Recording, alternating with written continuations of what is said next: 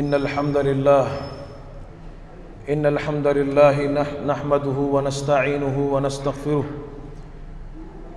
ونؤمن به ونتوكل عليه ونعوذ بالله من شرور أنفسنا ومن سيئات أعمالنا من يهده الله فلا مضل له ومن يضلله فلا هادي له وأشهد أن لا إله إلا الله وحده لا شريك له وأشهد أن محمدًا عبده ورسوله أما بعد فإن خير الحديث كتاب الله وخير الهدي هدي محمد صلى الله عليه وسلم وشر الأمور محدثاتها وكل محدثة بدعة وكل بدعة ضلالة وكل ضلالة في النار.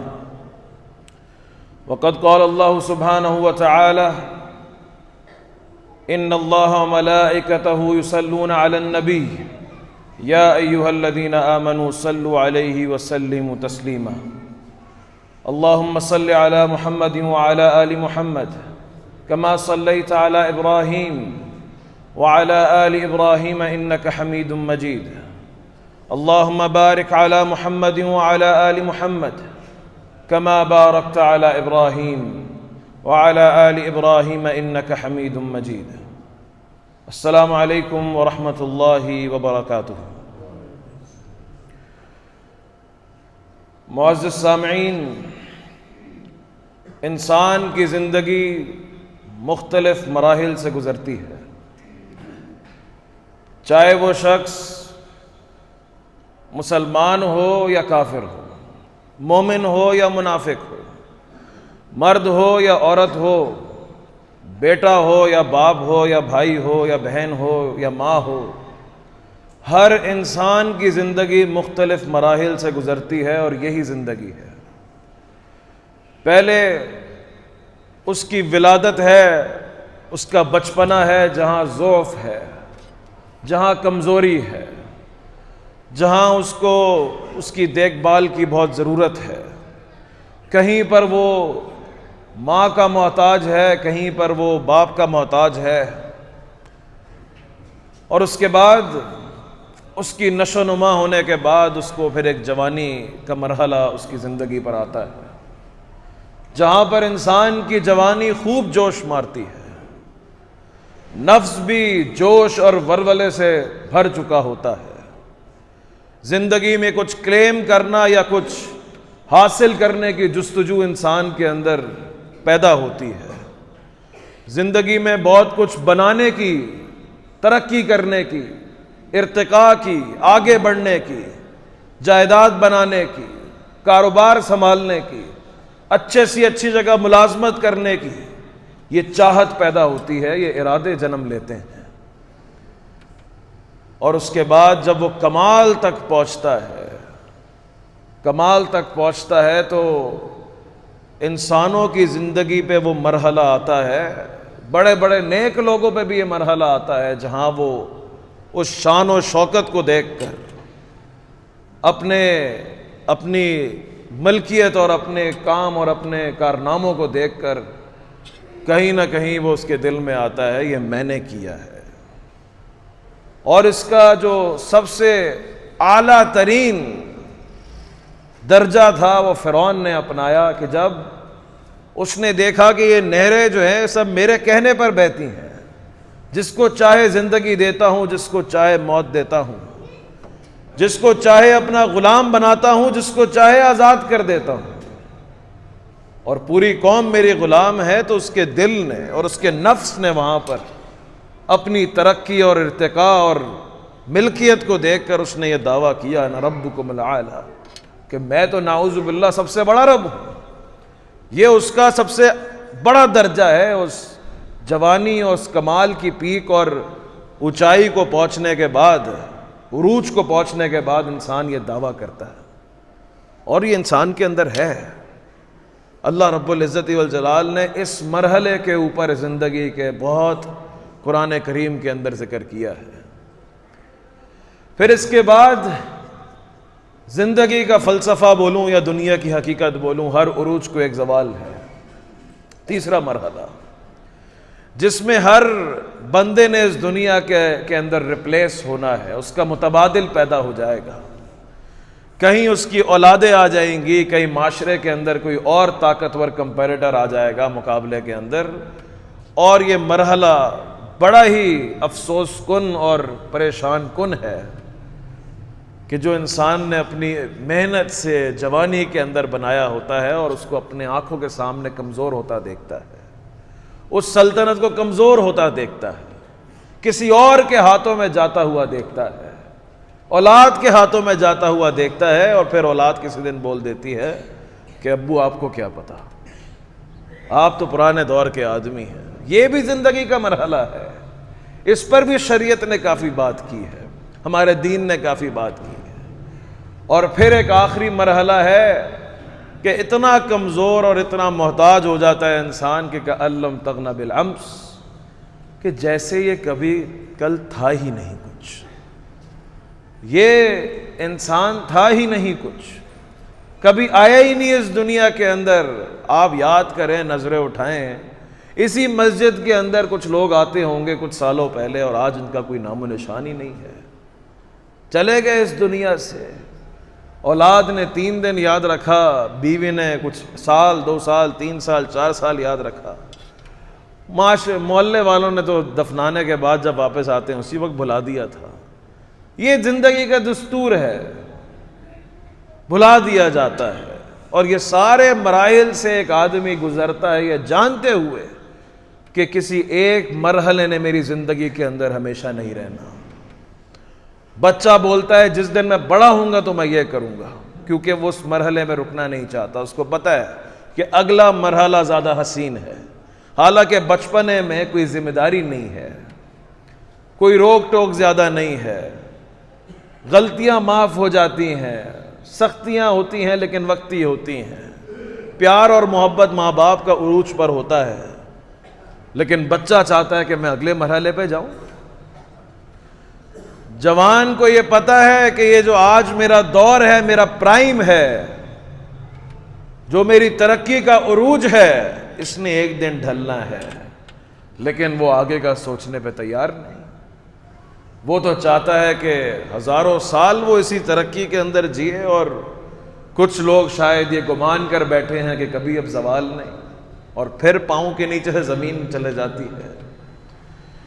جو تیسرے مرحلے پہ ہے وہ ماضی کے اندر جی رہا ہے کہ ہم یہ ہوا کرتے تھے، ہم وہ ہوا کرتے تھے۔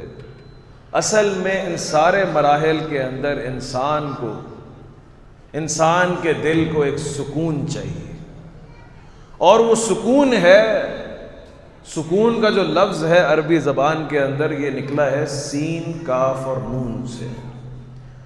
سین کاف نون جس لفظ میں آ جائے اس کے اندر ٹھہراؤ پیدا ہو جاتا ہے۔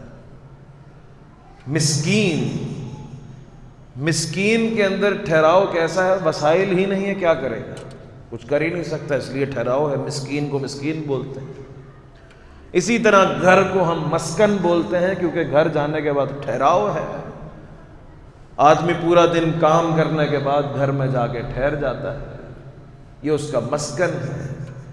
عربی زبان کے اندر سکین کہتے ہیں چھری کو، جو کسی جانور پہ چلائی جائے تو اس کے اندر سکون آ جاتا ہے، وہ حرکت بند کر دیتا ہے۔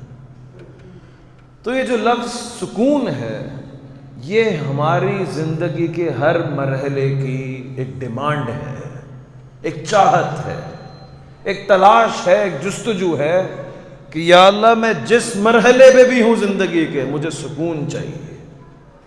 کسی نے کہا سکون پہلے مرحلے میں تب ملے گا کہ جب ماں باپ بہت اچھے ہوں اور تمہیں ہر کھلونا لا کے دیتے ہوں۔ یاد کریں بچپن کے اندر یہی سکون تھا ہمارا۔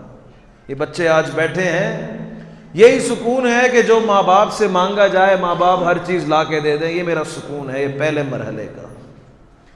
دوسرے مرحلے کے اندر جو میں کرنا چاہوں، جو میں فیصلہ کروں، وہ اس فیصلے کے مطابق چیز اچیو ہو جائے، کامل تکمیل تک پہنچ جائے، پائے تکمیل تک پہنچ جائے، یہ سکون ہے۔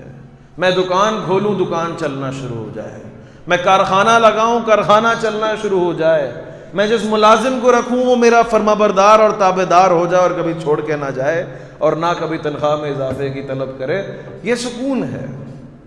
ایک کے بعد دوسرا بنا لوں، دوسرے کے بعد تیسرا بنا لوں، اچھی جگہ شادی ہو جائے، اس کے بعد بچے ہو جائیں، اولاد کی شادیاں ہو جائیں، یہ دوسرا مرحلے کی سکون ہے، ہمارے دنیاوی سکون جو ہے۔ اور ٹھیک ہے، انسان کی فطرت میں ہے۔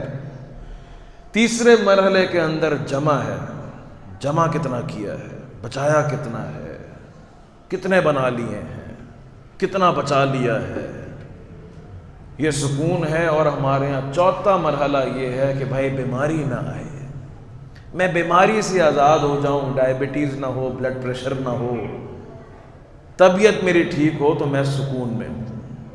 جو سکون جوان چاہتا ہے وہ بوڑھا نہیں چاہتا، اور جو بچہ چاہتا ہے وہ جوان نہیں چاہتا۔ جوان کو کھلونے نہیں چاہیے، اور بوڑھے شخص کو شاید جمع کرنے کے بعد بولتا ہے مال تو آ گیا، صحت لوٹا دو واپس۔ لیکن کیا ہم نے کبھی یہ سوچا ہے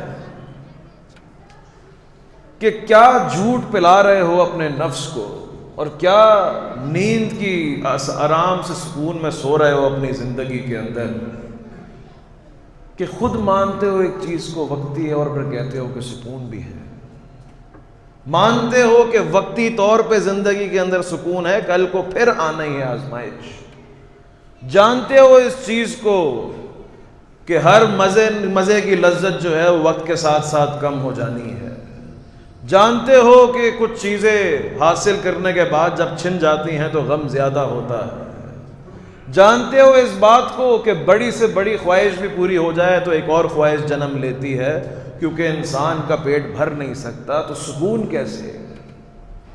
یہ زندگی کے ہر مرحلے کے اندر کبھی ادھر بھاگنا، کبھی ادھر بھاگنا۔ بچوں کو اللہ نے جو یہ بچپنے کی زندگی رکھی ہے، اس کو اللہ تعالیٰ نے لہو سے تشبیہ دی ہے۔ لہو کہتے ہیں فضول۔ بچے کا سکون یہ ہے کہ وہ فضول کھلونوں کے اندر اپنا وقت برباد کرتے رہے، کیونکہ وہ وقت ہے ہی اس لیے ایکسپیرینس کرنے کا۔ بے معنی ہوتے ہیں اس کی حرکتیں۔ بچہ کبھی چلنا شروع کرتا ہے، ادھر ادھر چل رہا ہوتا ہے، بے معنی ہے، یہ اس کا سکون ہے، لیکن کل کو یہی چیز اس کو سکون نہیں دے گی، دوسرے مرحلے میں اس کو کچھ اور چاہیے۔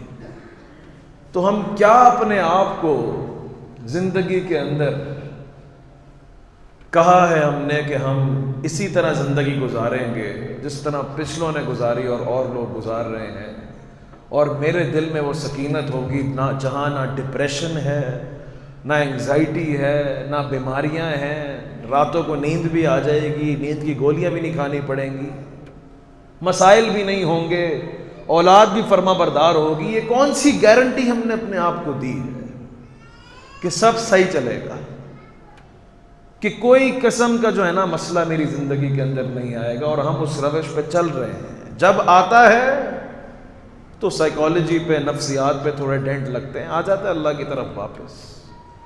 لیکن جس عنوان کے اوپر میں بات کرنا چاہتا ہوں وہ یہ ہے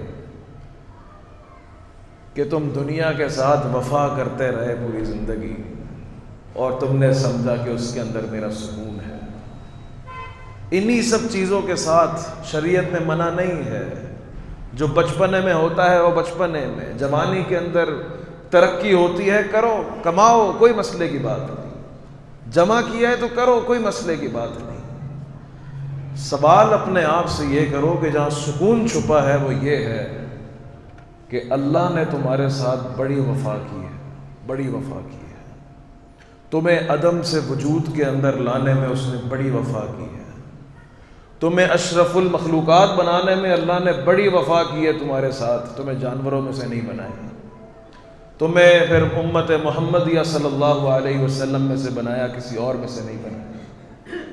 پھر اس کے بعد اللہ تعالیٰ نے تمہیں صحیح سالم بنایا، تمہیں ہاتھ پاؤں پورے مکمل دیے، ذہن دیا، آئی کیو دیا، ای کیو دیا، زندگی میں ترقی کرنے کے اسباب دیے، سب کچھ دیا، اس نے بڑی وفا کی تمہارے ساتھ۔ بولو یا اللہ تو بڑا وفادار ہے، تو بڑا نبھانے والا ہے اللہ، اور یہ سب تو نے مجھے بن مانگے دیا ہے۔ جو میں نے تجھ سے مانگ کے لیا ہے وہ کھاتا الگ ہے، یہ تو سب میں نے تجھ سے بن مانگے لیا ہے۔ تو بڑا وفادار ہے، یہ جملے آنے چاہیے زبانوں پہ۔ جب اللہ کی وفا کا ذکر نہیں ہوتا نا زبانوں پہ، دنیا کی وفاداریاں بڑی پسند آتی ہیں، فلاں بڑا وفادار ہے۔ کوئی آپ کو دھوکہ دے جائے یا کوئی آپ کے ساتھ برا کر جائے، آپ فوراً سے رشتہ کاٹ دیتے ہیں کہ بادشاہ سلامت کے ساتھ اس نے ایسا کیسے کر دیا۔ اللہ نے تو بڑا نبھایا ہے ہمارے ساتھ، بڑا نبھایا ہے۔ ہماری کمزوری سے لے کر اللہ نے ہمیں طاقت دی، ہماری جہالت سے اللہ تعالیٰ نے ہمیں پھر علم دیا، ہمارے بچپن سے اللہ تعالیٰ نے پھر ہمیں جوانی دی، ہم تنگ دست تھے پھر اللہ تعالیٰ نے ہمیں پیسہ دیا، ہم بیمار تھے پھر اللہ تعالیٰ نے ہمیں شفا دی، ہم بھوکے تھے پھر اللہ نے ہمیں کھانا کھلایا، ہمارے پاس تو کپڑے بھی نہیں تھے، اللہ تعالیٰ نے ہمیں کپڑے پہنائے۔ بڑا وفادار ہے اللہ، بڑا وفادار ہے، بڑی وفاداری کی ہے اس نے ہمارے ساتھ۔ اب سوال یہ ہے، کیا میں نے اس اللہ کے ساتھ وفا کی؟ کیا میں وفادار ہوں؟ جس وفاداری کے اندر اللہ تعالیٰ نے سکون رکھا ہے، وہ چین رکھا ہے، وہ اطمینان رکھا ہے۔ یہ بتا میرے بندے، اتنا کچھ دیا تجھے، کوئی اگر غیر بھی تجھ پر احسان کرتا نا، پہلے دن کھاتا، دوسرے دن تو کھاتا، تیسرے دن تو پوچھ لیتا بھائی کون ہے، کیا مفاد ہے، کیا چاہتا ہے مجھ سے، وہ بچپن سے تجھے پالتے آ رہے ہیں، تیرے اندر یہ سوال اور جستجو پیدا نہیں ہوئی کہ کیا میں اپنے اللہ کا وفادار ہوں یا نہیں ہوں؟ وفاداری ہرگز نہیں ہے کہ گناہ ختم ہو جائیں گے، وفاداری یہ ہے کہ لوٹا اللہ کی طرف یا نہیں لوٹا۔ ہماری زندگیوں کو اگر آپ غور سے دیکھیں، بیماری آتی ہے ہم اللہ کے قریب ہو جاتے ہیں، بیماری چلے جاتی ہے ہم اللہ سے دور ہو جاتے ہیں۔ وفاداروں کی علامت نہیں ہے۔ انسان کی فطرت ہو سکتی ہے جو اس کی عادات کی وجہ سے بن جاتی ہے، لیکن وفادار لوگوں کی یہ نشانی نہیں ہوتی۔ کاروبار میں تنگی آتی ہے، یا اللہ میرا کاروبار چلا دے، یا اللہ میرا کاروبار چلا دے، لیکن اللہ رب العزت والجلال قرآن کریم میں سورہ توبہ آیت نمبر 76 میں فرماتے ہیں فَلَمَّا آتَاهُم مِّن فَضْلِهِ، کہ جب اللہ ان کو اپنے فضل سے، اپنے خزانے سے، فضل سے، عدل سے نہیں، بنتا نہیں تھا انسان کا، اس کی وفاداری یہ ہے انسان کے ساتھ کہ اللہ کہہ رہا ہے کہ فَلَمَّا آتَاهُم مِّن فَضْلِهِ، جب میں نے اپنے فضل سے عطا کیا اس کو، بخیلوا منہ، اس نے بخیلی شروع کر دی، وفاداری نہیں کی اس نے اللہ کے ساتھ۔ وَتَوَلَّوْا وَهُمْ مُعْرِضُونَ، اور پلٹ گئے اپنے پرانے رستوں کے اوپر اور اعراض کرنا شروع ہو گئے، جیسے کبھی پکارا ہی نہیں۔ وَإِذَا مَسَّ الْإِنسَانَ الضُّرُّ، اللہ رب العزت والجلال فرماتا ہے کہ جب انسان کو تکلیف پہنچتی ہے، تکلیف، دعانا لجنبہ قائدا او قائما، وہ ہمیں پکارتا ہے بیٹھ کر، کھڑے ہو کر اور لیٹ کر، ہر حالت میں ہمیں پکارتا ہے، یا اللہ بیماری آ گئی، یا اللہ تکلیف آ گئی، یا اللہ اولاد میں بیماری آ گئی، یا اللہ کاروبار میں نقصان ہو گیا، یا اللہ رشتے ٹوٹنے لگے ہیں، یا اللہ محبتیں ڈال دیں ان رشتوں میں۔ پھر غیب سے مدد آتی ہے اور کشتی کا رخ بدل جاتا ہے، پھر غیب سے مدد آتی ہے تو طوفان تھم جاتے ہیں، پھر غیب سے مدد آتی ہے، رشتے دوبارہ سے محبتوں میں بدل جاتے ہیں۔ لیکن بے وفاؤں کی کیا تاریخ رہی ہے؟ وہ بے وفاؤں کی تاریخ یہ ہے، مر کأن لم یدعو، مر کأن لم یدعنا، وہ ایسے گزر جاتا ہے جیسے کبھی پکارا ہی نہیں۔ بس اللہ کو کوئی فرق نہیں پڑتا۔ یہ مت سمجھنا کہ اللہ کو کوئی نقصان ہوتا ہے اور اللہ اس لیے قرآن میں بتا رہا ہے، اللہ تو وفا کرنے والا ہے وفاداروں کے ساتھ، وہ بس یہ بتا رہا ہے بے وفائی نہ کرنا زندگی کے اندر۔ بہت پرانے ساتھی ہیں تمہاری پیدائش سے پہلے تمہاری تقدیریں لکھی ہیں، سب ہمارے ہاتھ میں ہے، بے وفائی نہ کرنا اللہ کے ساتھ۔ یہ نہیں کہ پریشانی آئی کوشش کرنا کہ نہ ہو پھر بھی جاتی ہے۔ اسی لیے اللہ کے نبی صلی اللہ علیہ وسلم اگلا پچھلا سب معاف ہے، کچھ ہے ہی نہیں، گناہوں سے پاک ہے، معصوم عن الخطا ہے۔ رات کو جب نماز پڑھتے ہیں تو اتنا ڈر، اتنی خشیت، اتنی محبت، اتنی یاد اللہ کی کہ سینے کے اندر سے اس طرح کی آوازیں آتی ہیں جیسے کیتلی کے اندر پانی ابل رہا ہو، اللہ کی یاد میں۔ تو حضرت عائشہ رضی اللہ تعالی عنہا جب وہ دیکھتی ہیں کہ اتنی لمبی لمبی نمازیں ہیں، تورمت قدماہ، کہ اللہ کے نبی صلی اللہ علیہ وسلم ان کے پاؤں سوج جایا کرتے تھے، کھڑے رہ کر قیام کے اندر پاؤں سوج جایا کرتے تھے۔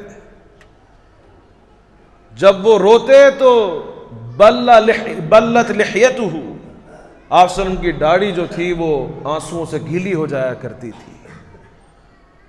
تو پوچھتی ہیں امہات المؤمنین عائشہ رضی اللہ تعالی عنہا، اے اللہ کے حبیب صلی اللہ علیہ وسلم، کیوں کرتے ہیں آپ یہ؟ کیوں کرتے ہیں؟ آپ کو تو اللہ تعالیٰ نے ویسے ہی سب کچھ دے دیا، آپ تو افضل الانبیاء، افضل البشر ہیں، آپ تو اللہ تعالیٰ کے پسندیدہ ہیں، آپ کو تو اللہ تعالیٰ نے اسلام، پھر قرآن، پھر آپ کو اللہ تعالیٰ نے کتنی نعمتوں سے نوازا ہے، آپ کی شفاعت کو اللہ تعالیٰ نے سارے انبیاء کے اوپر فوقیت دی ہے، آپ کا تو اگلا اور پچھلا سب معاف ہے، پھر اتنی عبادت کیوں اتنی نمازیں، کیوں اتنی تہجدیں، کیوں اتنا روتے ہیں اللہ کے آگے؟ جواب میرے حبیب صلی اللہ علیہ وسلم کا بہت چھوٹا ہے، سوال کے اندر بہت گہرائی ہے، لیکن اللہ کی قسم جواب کے اندر اس سے بڑا سمندر ہے۔ خالی جواب یہ ہے افلا اکون عبدا شکورا، بس۔ اے عائشہ، کیا میں اللہ کا شکر نہ کروں؟ اس نے میرے ساتھ اتنی وفا کی ہے، اس نے میرے ساتھ اتنا کیا ہے، میں اللہ کو دے کیا سکتا ہوں؟ اس کو کچھ چاہیے ہی نہیں ہے، اللہ کے پاس تو سب کچھ ہے۔ تم سارے کے سارے انسان کھڑے ہو جاؤ ایک میدان میں اور مانگو جو مانگنا ہے، اور اللہ ہر شخص کو وہ عطا کر دے، اللہ کے خزانے میں کوئی کمی نہیں آئے گی۔ اور تم سارے کے سارے پھر جاؤ کفر کرو، انکار کرو اللہ کا، اللہ کے خزانے میں کوئی کمی نہیں آئے گی، وہ تو اتنا ظرف اور اتنا صبر والا ہے، وہ تمہیں پھر بھی کھلائے گا، پلائے گا، وہ تمہیں پھر بھی رزق دے گا دنیا کے اندر۔ کیوں اللہ نے اتنا کیا؟ میں نے اللہ کے ساتھ کیا کیا؟ میں نے کیا دیا اس کو؟ میں نے کیا وفا کی اللہ تعالیٰ کے ساتھ؟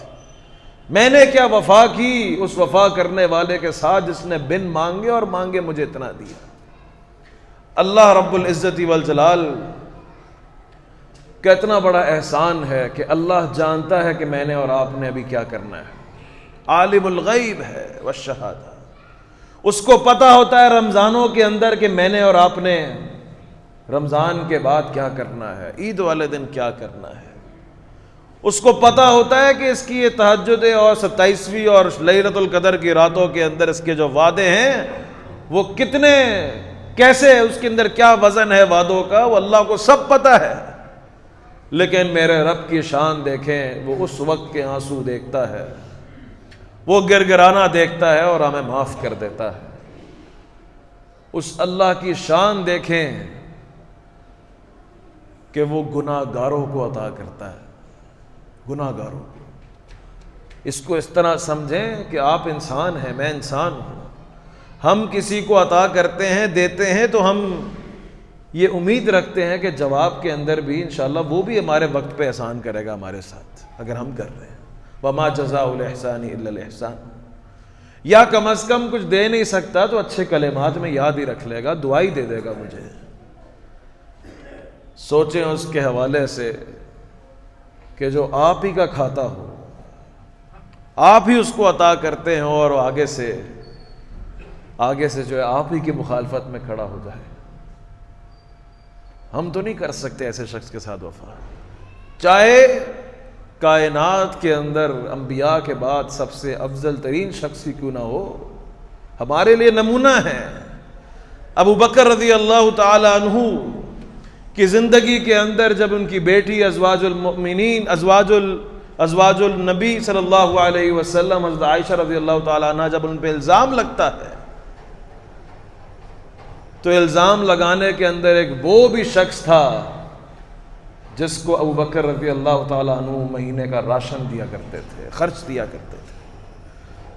جب اس کو دشمنوں کی صف میں دیکھا کہ اس نے الزام لگایا ہے، تو منہ سے نکل گیا کہ آج کے بعد سے اس کو نہیں ہوگا، آج کے بعد سے خرچ نہیں دیا جائے گا، آج کے بعد سے کوئی راشن نہیں اس کو دیا جائے گا، اس کو ہم معاف کر رہے ہیں، بڑی بات ہے.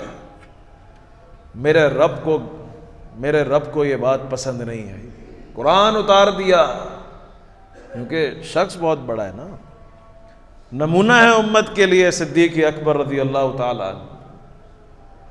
اور آیت کیا، الا تحب ان یغفر اللہ لکم، کیا تم نہیں چاہتے اللہ تمہیں معاف کر دے؟ کرو معاف. معافی میری اور آپ کی اللہ کے ہاں اس لیے نہیں بنتی کہ ہماری توبہ بہت اچھی ہوتی ہے، ہماری معافی اللہ تعالیٰ کے آگے اس لیے نہیں بنتی کہ میرے آنسو تھوڑے گر گئے توبہ کے اندر، یا پھر جو ہم سمجھتے ہیں کہ معافی تو وہ معافی اس لیے قبول ہوتی ہے کیونکہ اللہ کو پتہ ہوتا ہے میں انشاءاللہ اگلی بار بالکل نہیں کروں گا، میرا وعدہ بہت سچا ہے. نہیں بنتی معافی، کسی کی معافی نہیں بنتی. تم کعبے کے غلاف کے اندر بھی لپٹ جاؤ، تمہارا ایک گناہ بھی اللہ کے آگے معاف ہونے کے لائق نہیں ہے. تو وہ معاف کیوں کرتا ہے؟ وہ معاف اس لیے کرتا ہے کیونکہ اس کو معاف کرنا پسند ہے. بات ختم. اللہ کو معاف کرنا پسند ہے. اللہم انک عفو تحب العفو، بس. یا اللہ تو معاف کرنے والا ہے تو اس لیے معافی بنتی ہے. یا اللہ تجھے معاف کرنا پسند ہے تو اس لیے معافی بنتی ہے. یہ ہے اس کی انسانوں کے ساتھ وفا، یہ ہے اس کی ہمارے ساتھ وفا کہ ہمارے گناہوں کے باوجود ہمیں معاف کرتا ہے. سوال وہیں کھڑا ہے، میں اللہ کا وفادار کیسے بنوں؟ لوگ سوچتے ہیں کہ وفاداری یہ ہوتی ہے کہ انسان بہت کچھ کرے، اللہ کے لیے 100 حج کر لے، بڑے عمرے کر لے، بڑے صدقات دے، بڑے نفلی عبادتیں کرے. اگر آپ شریعت میں گہرائی سے اگر آپ دیکھیں گے تو آپ کو جو اللہ کو جو پسند ہے نا انسان کی وفا، وہ زیادہ کرنے میں نہیں ہے، وہ اللہ کے لیے کچھ چھوڑنے میں ہے. بس اللہ کے لیے چھوڑو گے، اللہ اس کو اپنی وفا سمجھتا ہے کہ اس نے میرے ساتھ وفاداری کی. اللہ کے لیے چھوڑا، میرے لیے چھوڑا اس نے. اٹھائیں تاریخ ابراہیم علیہ السلام کی کہ جب ایک ننھے سے بچے کو آگ میں پھینکا جاتا ہے. ابراہیم کے لیے بڑا مشکل تھا گھر والوں کو چھوڑنا، ان کے خلاف بغاوت کرنا. باپ بت پرست بھی تھا، بت فروش بھی تھا، بڑا مشکل تھا سسٹم کو چیلنج کرنا اس وقت کے. لیکن وہ ساری کنوینئنس اور ساری آسانیاں چھوڑی اللہ کے لیے، چھوڑنے والے تھے اللہ کے لیے. اللہ تعالیٰ نے اس آگ کی فطرت بدل دی اور آگ کو ٹھنڈا کر دیا. یہ اللہ کی وفا ہے. ایسا نہیں ہو سکتا تو اللہ کے لیے کوئی چیز چھوڑ اور اللہ تجھے اس سے بڑھ کر نہ عطا کر. من تواضع للہ رفعہ اللہ، جو اللہ کے لیے جھکتا ہے اللہ اس کو بلند کرتا ہے. اٹھائیں تاریخ یوسف علیہ السلام کی، چھوڑتے ہیں گھر، بھائیوں کو معاف کرتے ہیں اللہ کے لیے. لا تثریب علیکم اليوم، بھائیوں کا قصہ اپنے والد کو بتاتے تک نہیں ہیں اللہ کے لیے. بھائیوں پہ احسان نہیں ہے، اللہ کے لیے. جب عورت نے دعوت دی اپنی طرف تو اللہ کے ڈر سے اللہ کے لیے چھوڑ دیا. ورنہ کون تھا دیکھنے والا، ورنہ کون تھا پکڑنے والا؟ یہ تو بادشاہ کے گھر کی بات تھی۔ اللہ کی شان دیکھیں، اس کی وفا دیکھیں۔ وہی بھائی جنہوں نے بے وفائی کی تھی بچپن کے اندر، یہ اللہ کی وفا ہے، انہی کو جھکائے گا تمہارے آگے۔ یوسف علیہ السلام کا قصہ جب ہم پڑھاتے ہیں تو اس کے اندر ایک نقطہ قحط والا ایسے ہی مس کر جاتے ہیں بہت سارے لوگ، کہ قحط آ گیا تھا، وہاں پہ قحط آ گیا تھا۔ تو قحط آ گیا تو اس لیے ایک جگہ پہ مال زیادہ تھا تو یوسف علیہ السلام سے بھائی لینے آ گئے، ارے یہ تو بتاؤ قحط آیا کیوں تھا؟ کیونکہ یہ میرے رب کی کسی ایک بندے کے ساتھ وفاداری تھی کہ یوسف ہم بھولے نہیں ہیں، تجھے بچپنے کے اندر اس کنویں کے اندر تنہا چھوڑا گیا تھا، ہم اپنے ساتھ ظلم برداشت نہیں کرتے تو تیرے ساتھ کیسے کر سکتے ہیں؟ ہم تو اپنے ساتھ کیا ہوا ظلم، ہمیں تو فرق ہی نہیں پڑتا، اللہ کو فرق پڑتا ہے شرک سے، نہیں پڑتا۔ اللہ کہہ رہا ہے ان الشرک لظلم عظیم، بہت بڑا ظلم ہے، حرام کیا ہے میں نے اس کو اور میں اس کو معاف نہیں کروں گا۔ اگر کوئی مجھ سے ملے گا اس حال میں اس نے شرک کیا ہوگا، حرام ہے اس کے اوپر کہ وہ جنت میں داخل ہو، وہ جہنم کے اندر جائے گا۔ یا اللہ تجھے کوئی نقصان تو نہیں ہوتا، تو اتنی شدت کیوں؟ کیونکہ اللہ کو ناپسند ہے، اور اللہ کہتا ہے یہ ظلم ہے اور یہ معاف نہیں ہو سکتا۔ وہ اللہ جو اپنے ساتھ ظلم برداشت نہیں کرتا، قبول نہیں کرتا، معاف نہیں کرتا، وہ اللہ آپ پہ کیے گئے کسی کا ظلم برداشت کر لے گا؟ میرا مطلب ہے کہ اس کی وفا کی شان یہ ہے، کیا یہ اللہ اس کا بدلہ چھوڑ دے گا؟ جبھی تو آیا حدیث کے اندر کہ مظلوم کی بد دعا سے بچنا، کیونکہ مظلوم کی پکار اور اللہ کے بیچ میں کوئی حجاب اور پردہ نہیں ہوتا۔ وہ یہاں ایک دعا کرتا ہے، اس کے اوپر بد دعا کرتا ہے، اور وہاں وہ قبول کرتا ہے کیونکہ مظلوم ہے، کیونکہ اللہ تمام مظلوموں کا وفادار ہے، وفا کرنے والا ہے اللہ ان کے ساتھ، وہ بے وفائی نہیں کرتا۔ سوال پھر وہی ہے، میں نے اللہ کے ساتھ کیا وفا کی؟ تو وفا ہے اللہ کے لیے کچھ چھوڑنے میں۔ کیا وہ گناہ جو سالوں سے کرتے آ رہے ہو، آج وقت ہے وفاداری دکھانے کا، اے اللہ تیری خاطر چھوڑتا ہوں۔ کیا وہ بدلے اور وہ جھگڑے اور وہ لڑائیاں جو خاندانوں سے چلتی آ رہی ہیں، کیا چھوڑو گے اللہ کے لیے؟ دکھاؤ گے وفا اللہ کے لیے؟ اللہ میں چھوڑتا ہوں تیرے لیے، شخص کی شکل مجھے نہیں پسند، فلاں بندے کی شکل مجھے نہیں پسند یا اللہ، لیکن قبول کروں گا تیری خاطر۔ یہ ہے اللہ کے لیے وفا۔ یا اللہ مال بڑا عزیز ہے، لیکن اللہ اسی لیے تو خرچ کر رہا ہوں، عزیز ہو گیا تھا، تیرے سوا کوئی اور عزیز ہو نہیں سکتا، وفا۔ یا اللہ چاہتا تو میں یہ کام کر سکتا تھا، یا اللہ وفاداری میری یہ ہے کہ میں نے نہیں کیا۔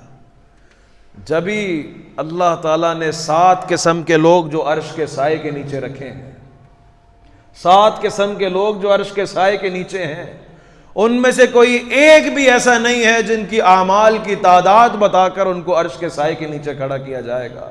جس دن کوئی سایہ نہیں ہوگا، سورج 1 میل کے فاصلے میں ہوگا اور ہر انسان اپنے گناہوں میں ڈوبا ہوگا پسینوں کے اندر، اس دن اللہ تعالیٰ 7 قسم کے لوگوں کو عرش کے نیچے اسپیشل ریسیپشن دے گا، پروٹوکول دے گا۔ وہ کون لوگ ہیں؟ 7 کے 7 اگر گین لیں تو ان کے اندر ایک ہی باتیں ہیں۔ شاب نشا فی عبادت اللہ، جوان تھا، جوان، بڑے ٹیمپٹیشنز، ڈیزائرز، شہوات کا عروج تھا، نشا فی عبادت اللہ، اللہ کی عبادت میں زندگی گزر گئی۔ شاب، جوانی کا مس یوز نہیں کیا، جوانی کو اللہ کے خلاف استعمال نہیں کیا، چھوڑ دیا ان خواہشات کو اللہ کی خاطر۔ وہ حکمران جو عادل تھا، حکومت بڑی تھی، ڈنڈی مارتا، کرپشن کرتا، کوئی نہیں پکڑ سکتا تھا، سلطہ تھا، کسی پر ظلم کرتا تو بدلہ لینے والا کوئی نہیں تھا، لیکن امام عادل، حاکم تھا لیکن عادل تھا، عدالت تھی اس کے اندر، انصاف تھا، چاہتا تو نہیں کرتا، بالکل اجازت تھی، اس کی سلطنت کی وجہ سے، اس کی رتبے کی وجہ سے، لیکن نہیں کیا۔ وہ شخص جس کو برائی کی طرف دعوت دی ہو کسی عورت نے اور اس نے کہا ہو میں اللہ سے ڈرتا ہوں، کر سکتا تھا، ارے اس کو تو دعوت ملی تھی، یہ تو کر سکتا تھا، لیکن اس نے اللہ کے لیے چھوڑ دیا۔ وفاداری، وفاداری۔ وہ شخص کہ جس کا دل مسجدوں سے جڑا رہتا ہو، علکم بالمساجد، ارے بڑے کاروبار تھے، بڑے سوشل سرکل تھے، بڑی آوارہ گردیاں تھیں، لیکن مسجد کے ساتھ مسجد کے ساتھ بھی دل لگتا ہے۔ ارے یہ تو دنیا اتنی خوبصورت ہے، یہ تو اتنا خوبصورت ہے کہ انسان کو پل پل اپنی طرف بلاتی ہے۔ مسجدوں کے اندر بھی وہ حسن ہے جہاں دل لگا کرتے ہیں، ہاں اس نے لگایا تھا، چھوڑا تھا میری خاطر، وفادار ہے، وفادار۔ اللہ تعالیٰ کے لیے چھوڑا کیا ہے، اللہ تعالیٰ کے لیے آپ نے کیا ہے، یہ ہے اللہ تعالیٰ کے ساتھ وفاداری۔ یہ سوال ہمیں اپنے آپ سے کرنا چاہیے۔ اللہ کے نبی صلی اللہ علیہ وسلم نے اسی کی طرف توجہ دلاتے ہوئے کہا تھا کہ حاسبوا انفسکم، حضرت عمر کا قول ہے اپنا حساب کر لو، اس سے پہلے حساب کیا جائے۔ اور حدیث ہے کہ 5 چیزوں کو اغتنم خمسا قبل خمس، 5 چیزوں کا فائدہ اٹھا لو 5 چیزوں پہلے، کیونکہ وہ چلے جائیں گی اور بعد میں تمہارے پاس موقع نہیں ہوگا، پھر کیسے وفاداری ثابت کرو گے؟ جوانی سے فائدہ اٹھا لو بڑھاپے سے پہلے، صحت سے فائدہ اٹھا لو بیماری سے پہلے، فرصت سے فائدہ اٹھا لو مصروف ہونے سے پہلے، پیسے سے فائدہ اٹھا لو غریب ہونے سے پہلے، کیونکہ ساری حقیقتیں ہیں، ہر عروج کو زوال ہے، اور زندگی کا فائدہ اٹھا لو اس موت سے پہلے۔ اللہ کے ساتھ وفا کرنی ہے، اللہ کے ساتھ۔ اور ایک قصہ سنا کر ہم اپنے عنوان کو اختتام پذیر کرتے ہیں۔ بنی اسرائیل کا قصہ ہے، بخاری اور مسلم کے اندر وارد ہوا ہے، کتاب التوحید کے اندر بھی موجود ہے، کہ 3 لوگ تھے، اللہ تعالیٰ نے چاہا کہ میں تینوں کو آزماؤں۔ ان میں سے ایک تھا جس کے سر پہ بیماری تھی، دوسرا تھا جس کے جلد اور سکن میں بیماری تھی، تیسرا اندھا تھا، آنکھیں نہیں تھیں۔ اللہ نے ایک فرشتہ بھیج دیا اور فرشتے نے آ کے تینوں سے سوالات کیے کہ ای شیء احب الیک، تمہیں کیا چیز سب سے زیادہ محبوب ہے، کیا چیز اچھی لگتی ہے؟ تو اندھے نے کہا میں تو اندھا ہوں، میں نے دیکھا ہی نہیں کچھ، اللہ مجھے آنکھیں دے دے، سب سے زیادہ محبوب ہے۔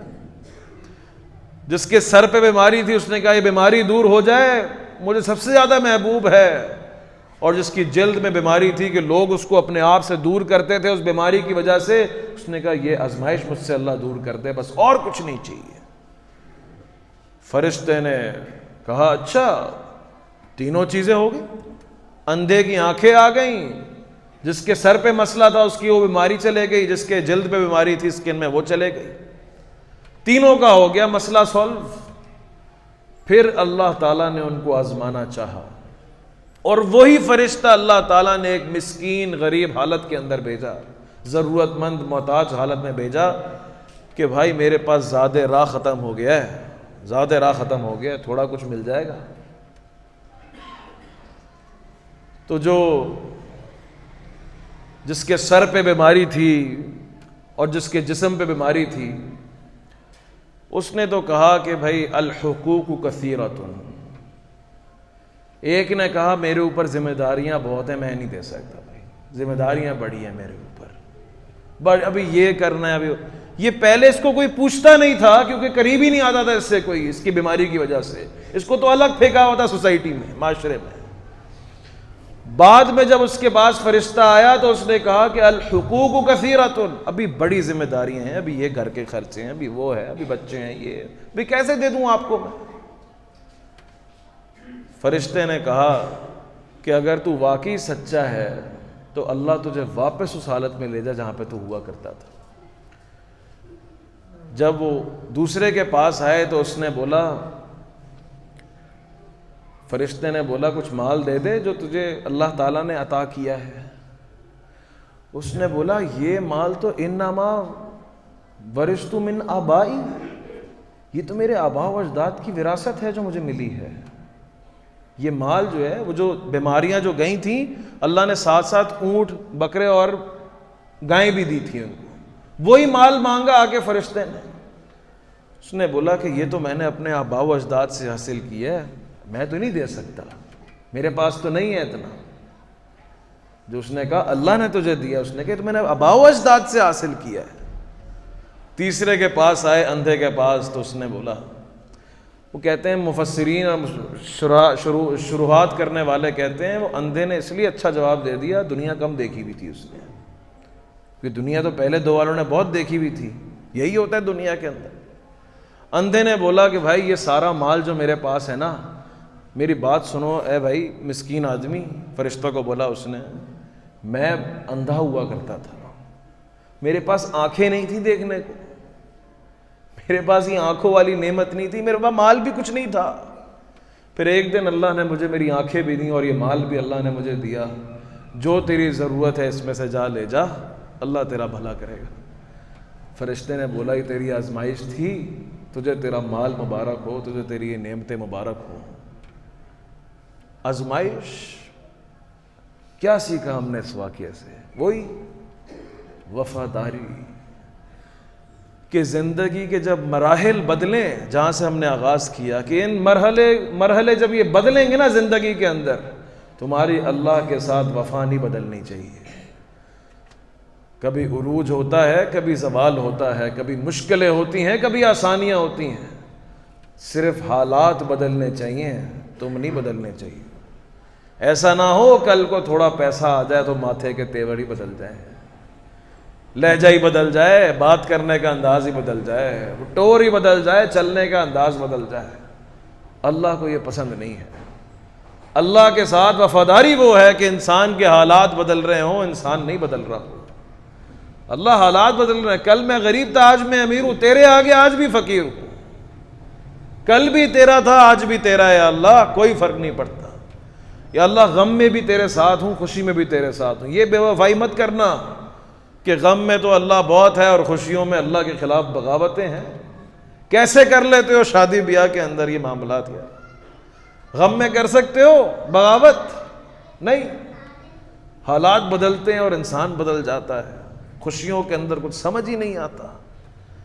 اللہ تعالیٰ کو یہ سخت ناپسند ہے انسان جو اس طرح حالات کے بدلنے میں بدلتا رہتا ہے، اور اس کی دلیل یہ ہے کہ اللہ کے نبی صلی اللہ علیہ وسلم فرماتے ہیں تعیس عبد الدینار والعبد الدرہم، برباد ہو جائے دینار اور درہم کا بندہ۔ کیوں؟ درہم دینار کمانے نہیں چاہیے؟ کمانے چاہیے۔ کیوں کہا کہ برباد ہو جائے درہم اور دینار کا بندہ پجاری؟ کہ جب ملتا ہے تو خوش ہوتا ہے، نہیں ملتا تو اللہ سے ناراض ہوتا ہے۔ یہ مسئلہ ہے، یہ مسئلہ ہے اس کی وفاداری کے اندر۔ اچھا وقت ہے تو اللہ یاد ہی نہیں ہے، ذرا سا برا وقت آتا ہے، آزمائش آتی ہے تو فوراً سے شکایتیں شروع ہو جاتی ہیں۔ آخری نصیحت اختتام سے پہلے جو حدیث ہے، اللہ کے نبی صلی اللہ علیہ وسلم تربیت کیا کرتے تھے سب کی، اور آپ سے ہم نے کہا اعلمک کلمات، میں تمہیں ایک ایسے کلمات سکھا رہا ہوں زندگی میں بڑے فائدہ دیں گے۔ اس میں سے یہ ہے تعرف الی اللہ فی الرخاء یعرفک فی الشدہ، تم اللہ کو آسانیوں میں یاد رکھو، وہ تمہیں مشکلات میں یاد رکھے گا۔ تم اللہ کے ساتھ آسانیوں میں، خوشحالی میں وفا کرو، آزمائشوں میں تمہاری پکار بعد میں ہوگی، مدد پہلے کھڑی ہوگی انشاءاللہ۔ اللہ تعالیٰ سے دعا ہے کہ اللہ تعالیٰ ہمیں سمجھنے کی، عمل کرنے کی توفیق عطا فرمائے۔ وآخر دعوانا الحمدللہ رب العالمین۔